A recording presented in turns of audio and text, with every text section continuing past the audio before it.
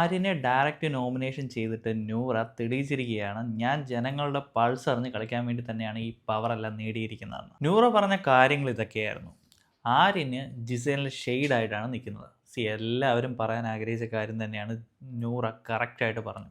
Actually ഇത് കൊണ്ടത് ആര്യനും ജിസേലിനും ഒരുമിച്ചാണ്. കാരണം പലപ്പോഴും ആര്യൻ ജിസേലിന് പറയാനുള്ള കാര്യങ്ങൾ പോലും ആര്യനാണ് പറയുന്നത് എന്ന് പോലും പറഞ്ഞിട്ടുണ്ട്. അപ്പോൾ അങ്ങനെ പറയുമ്പോൾ തന്നെ ജിസേലിനും അത് കൊണ്ടുകഴിഞ്ഞു.